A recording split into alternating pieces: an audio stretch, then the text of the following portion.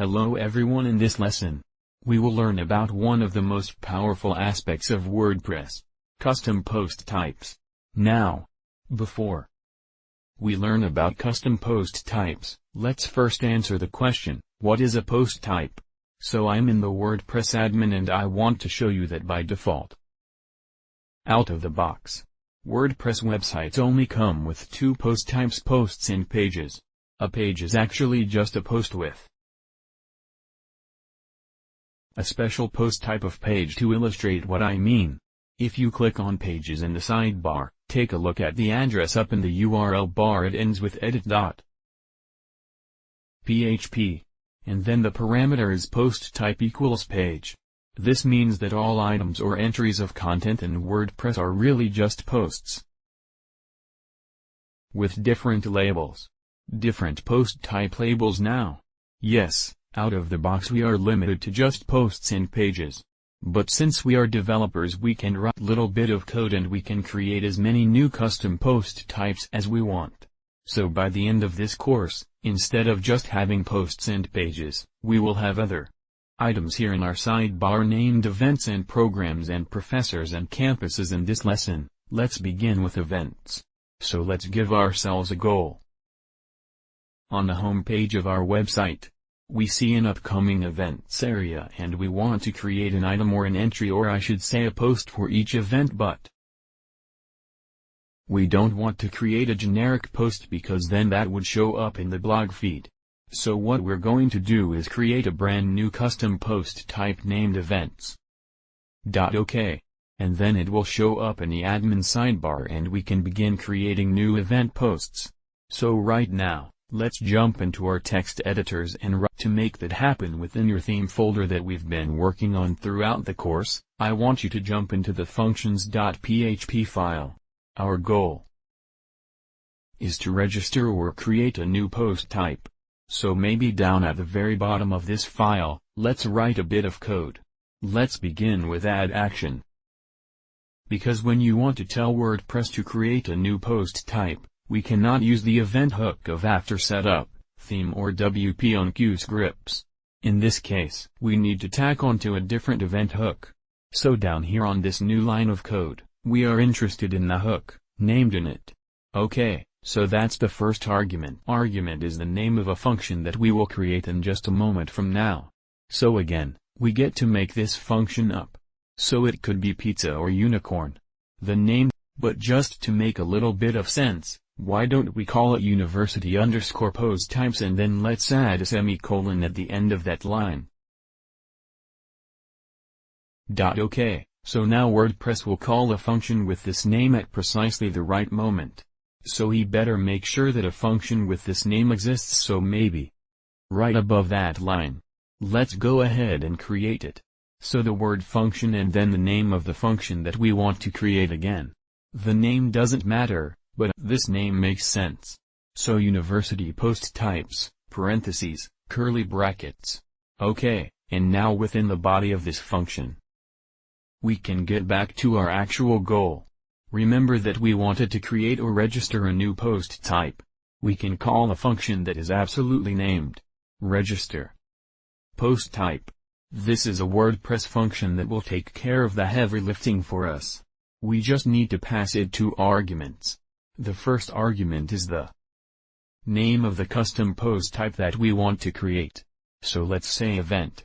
Right, you can make up any name you want, we're going with event. And then the second argument is an array of different options that describe your custom post type. So remember to create an array. You just type out the word array and then give it its own set of parentheses. And then within those new parentheses, why don't we drop down to a new line just to stay organized, and now we just create an associative array that describes what kind of post type we want. Remember, an associative array was the example where we might say cat equals mo or dog equals bark. OK, in this case let's just start with one simple parameter. Let's say that public equals true. This will make the post type visible to editors and viewers of the website. OK. So with that line of code in place, if I save this file and jump back into the WordPress admin, I don't even need to the proxy preview server from our previous automation lessons. But you'll notice that we have a new item in the sidebar here. Now it says posts, even though we already have posts up here. But if I go ahead and click on this newly created posts, that's closer to the bottom. If you look up in the address bar, you can see that it ends with post type equals event. Cool. So we've created a new post type, but obviously we don't want the sidebar label to still be posts. We want this to say events. So back in our code within our associative array, we just need to give it a little bit more information about this post type. So at the end of this public equals true line, let's add a comma. So then we can add another line. Let's target the parameter name labels. And what should it equal? Well, instead of just typing the word events here, we don't wanna do that instead.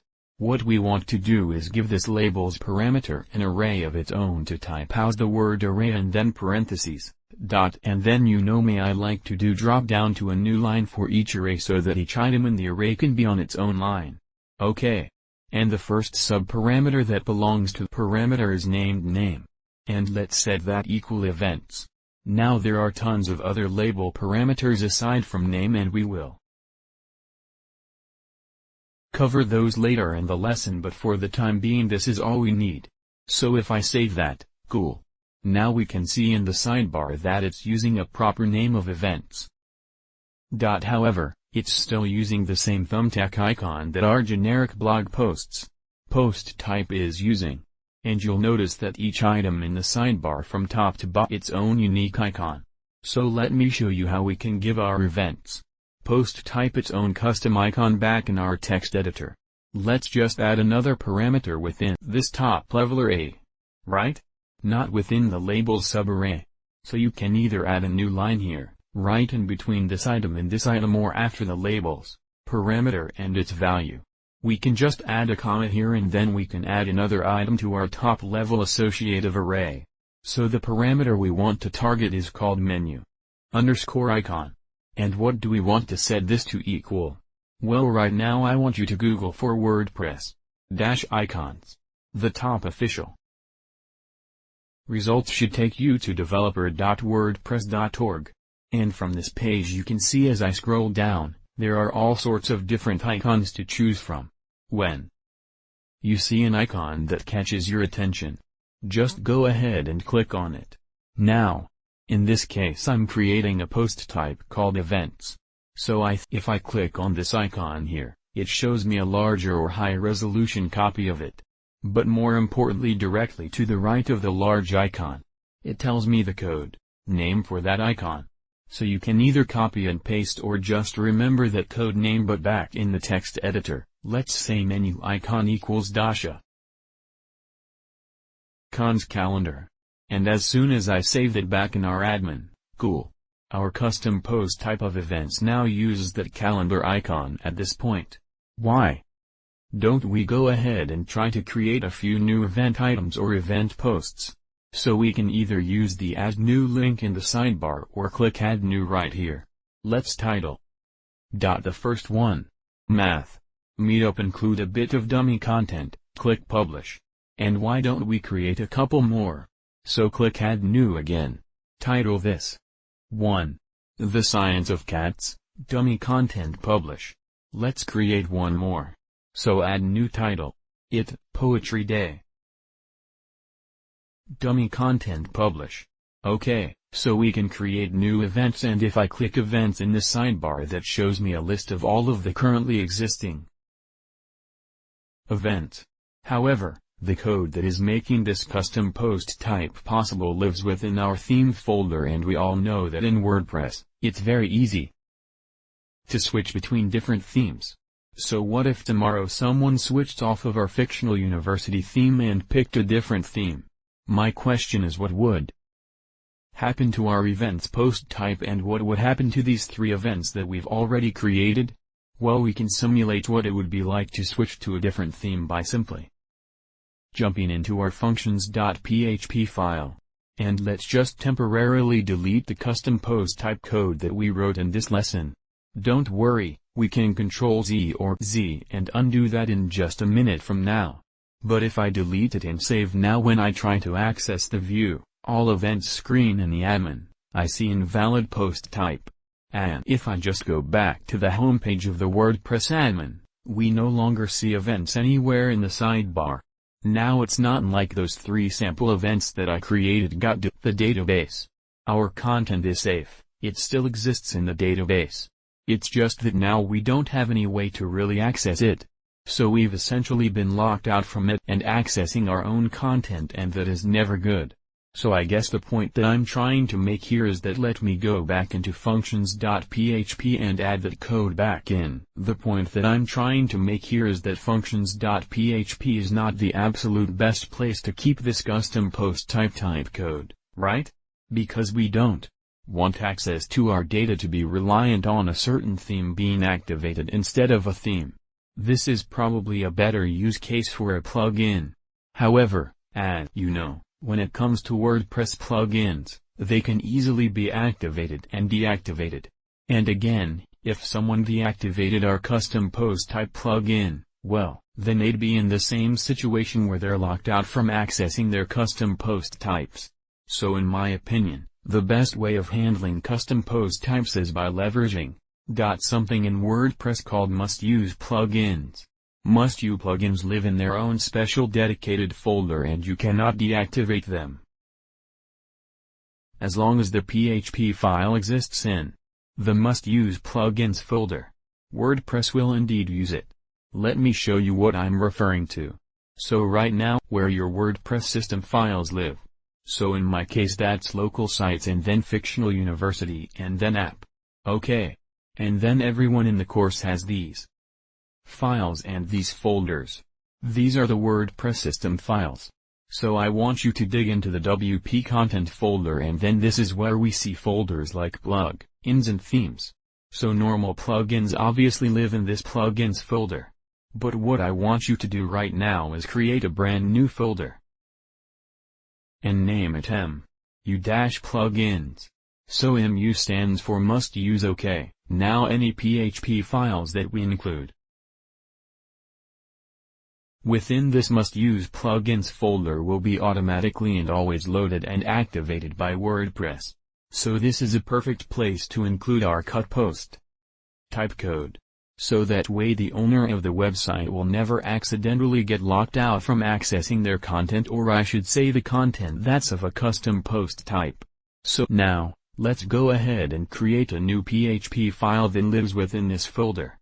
So if I go back a folder, I can just open this MU plugins folder in my text editor and then let's create a new file within that folder. It does not matter what you name the file. So you could name it pizza or unicorn. But just to make sense, why don't we name it university?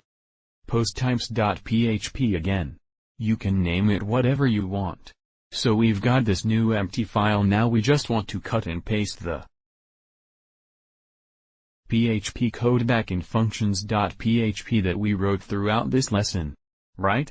So that includes the new function that we created as well as the add action line. All of that into your clipboard, or actually cut it into your clipboard because we want to remove it from functions.php. So as soon as I save that, we no longer see events in our sidebar. But let's just go ahead and paste it into the new plugin file that we were working on. So back in the must-use plugins folder within our brand new file, just begin with PHP tag and then go ahead and paste in your clipboard. Cool. So here's the code we've been working on in the lesson so far. Let's save that. And now when I jump back to the admin, we are back in business. There's events. And even if the owner of the website switches to a new theme or deactivates all of their plugin, our code that makes the events post type possible, will still be loaded by WordPress. Now, before we bring this lesson to a close, I want to circle back to this list. So far, we've only addressed the parameter named name. Right? And that's what controls the name in the sidebar. So we see events. But when I try to create a new, you might have noticed that up here towards the top it reads add new post. But I would prefer it say add new event. So back in our text editor within this labels array, Right after this name, events line, let's add a comma in new line. And let's target a parameter named, add new item. And let's set that to equal add new event. Right? Or you could type whatever you want here, but as soon as I save that. Cool. So that makes a lot more sense to me. On a similar note, if I go back to the screen and try to edit one of my existing events, the headline reads edit post, it would make sense if it said edit event instead. So back in our text editor, let's add another item to that labels array. So comma in new line, let's say edit item. And let's set it to equal edit event. Save that. Cool. A smaller detail that you might have noticed is if you hover over posts or pages. In the sidebar, the first main options. So you can see a list of all of the items. To edit them, reads all posts or all pages. But for events it doesn't say all events, it just reads events. So if you want to customize what that reads back in the text editor, let's add a comma and a new line parameter is all items. And then just set it equal whatever you want. So we could say all events instead of just events. Save that. And now we see that it behaves just like posts and pages.